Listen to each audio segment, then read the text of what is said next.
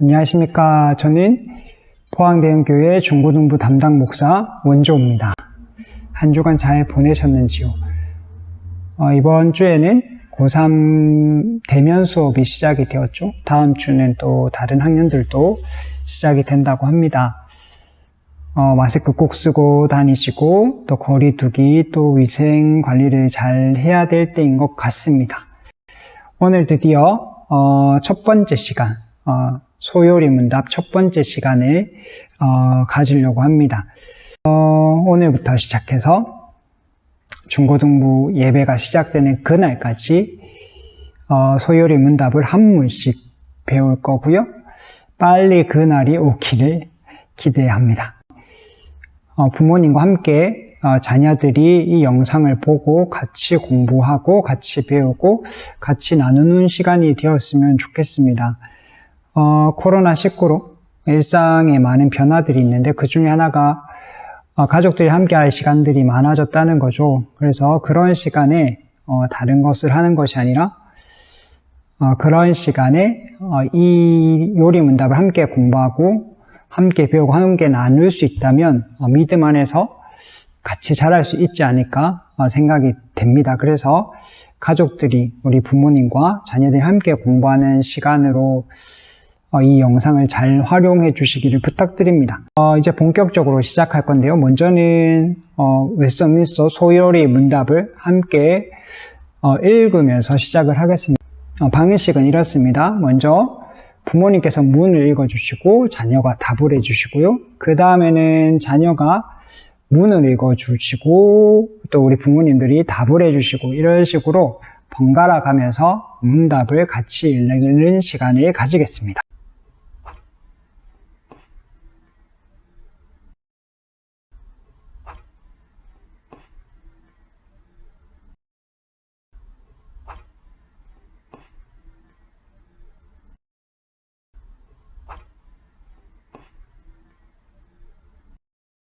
부모와 자녀가 함께 한다고 하니까 혹시 믿지 않는 가정에서 나오는 친구들이 소외감을 느낄 수 있을 것 같은데요.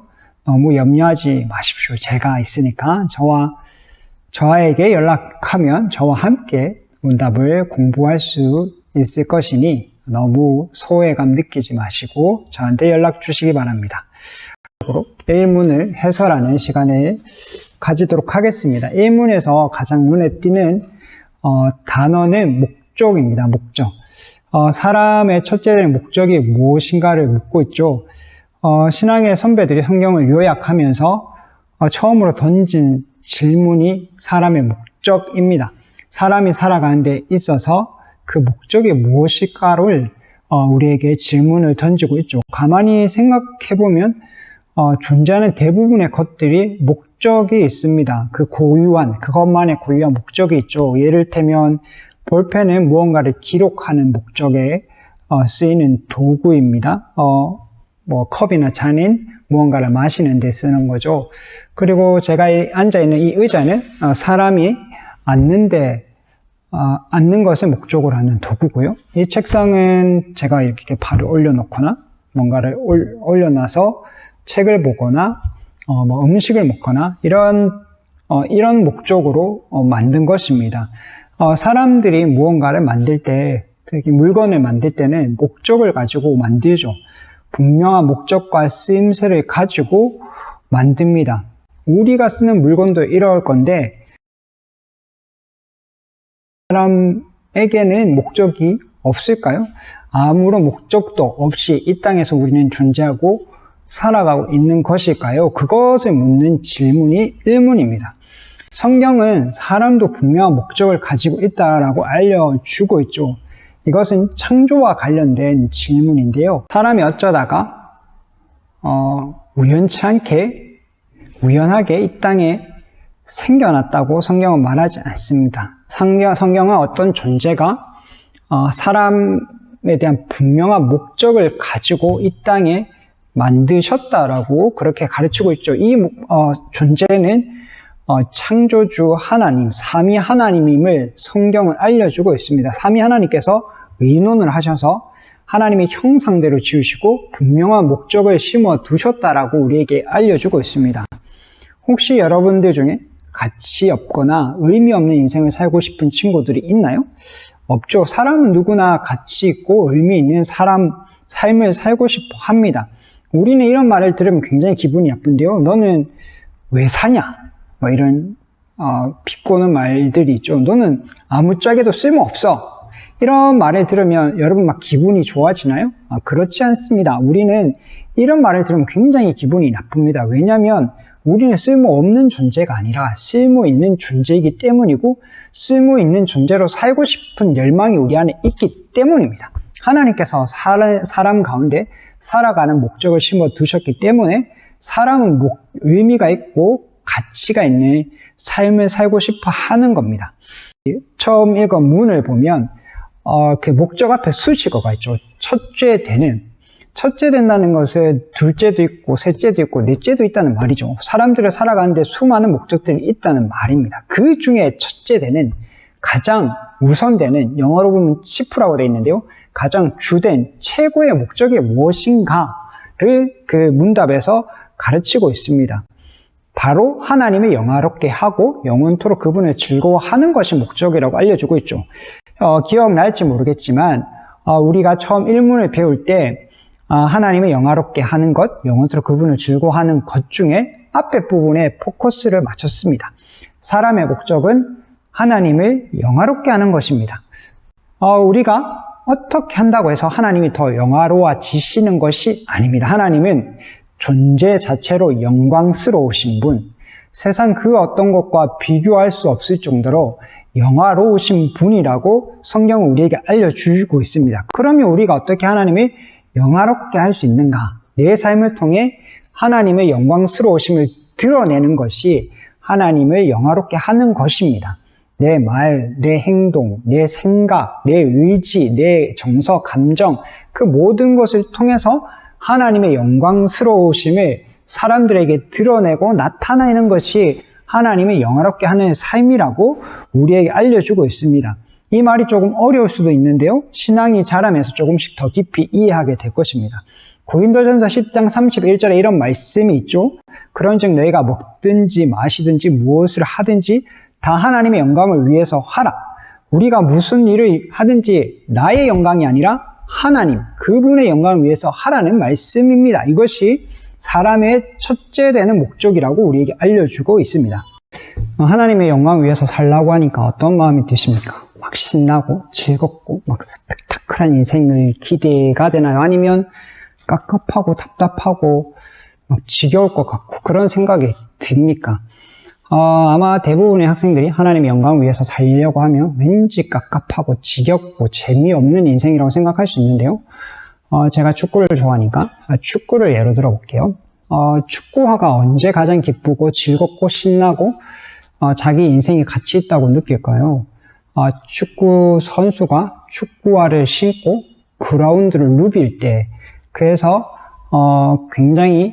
굉장한 어떤 퍼포먼스를 보여줄 때 축구화는 자기가 기쁘고 즐겁고 의미 있는 가치 있다라고 그렇게 여겨질 것입니다. 그런데 축구화를 신고 갯벌에 나가서 뛰어 놀던가 아니면 진흙탕에 있는데 가갖고 뒹굴던가 이러면 축구화는 굉장히 기분이 나쁠 것이고 재미없을 것이고 가치 없다고 느껴질 것입니다. 모든 물건은 자기가 가치 목적대로 살 때 가장 기분이 좋습니다. 우리도 마찬가지입니다. 하나님의 영광을 위해서 살면 지겹고 깝깝하고 막 재미없는 인생일 거라고 생각을 하지만 아닙니다. 하나님께서 사람을 지으신 그 목적대로 살 때 가장 신나고 즐겁고 의미 있고 가치 있다고 여겨집니다. 왜냐하면 하나님께서 사람을 그렇게 지으셨기 때문이죠. 하나님이 어떤 분이신지를 알면 알수록 이 말의 뜻이 무엇인지를 더 분명하게 깨닫게 될 것입니다. 하나님께서 이 세상에서 우리가 살아가는 목적대로 살 때 주시는 기쁨은 세상에서 주는 그 어떤 기쁨보다도 크고 놀랍고 비교할 수 없는 기쁨이 될 것입니다. 앞으로 문답을 배워가면서 여러분들이 하나님이 어떠한 분이신지 알았으면 좋겠고, 하나님께서 우리를 위해서 어떤 일을 해주셨고 우리를 얼마나 사랑하시는지를 깨달았으면 좋겠고, 나를 사랑하신 그분을 위해서 나 자신이 아니라 나를 사랑하시는 그분을 위해서 살아가는 삶이 얼마나 가치 있고 멋지며 얼마나 기쁜 일인지를 여러분들이 깨닫고 경험해 봤으면 좋겠습니다. 오늘 여기까지 사람의 목적이 무엇인지를 배웠습니다. 하나님의 영화롭게 하는 것이 사람의 제일된 목적입니다. 퀴즈 하나와 미션 하나를 줄 건데요. 퀴즈를 풀어서 저한테 카톡을 보내주시거나 미션을 수행해서 저에게 카톡을 보내주신 분에 한해서 추첨을 통해서 선물을 드리도록 하겠습니다. 첫 번째는 퀴즈입니다. 퀴즈. 사람의 첫째 되는 목적은 하나님을 땡땡 높게 하고 그분을 영원토록 땡땡땡 하는 것입니다. 는 퀴즈입니다. 퀴즈. 사람의 첫째 되는 목적은 하나님을 땡땡 높게 하고 그분을 영원토록 땡땡땡 하는 것입니다. 미션은 부모님과 자녀가 함께 오늘 이 공부를 한 것을 사진을 찍어서 저한테 카톡으로 보내주시면 보내주신 분에서 추첨을 통해서 또 선물을 드리도록 하겠습니다. 다음 질문은 부모님과 자녀가 함께 공부를 했으니 그것을 가지고 우리의 삶에서 어떻게 적용해야 될지에 대해서 같이 고민하면서 이야기하는 시간이 될 건데요. 첫 번째는 일문을 안 보고 같이 암송하는 시간을 가져봤으면 좋겠습니다.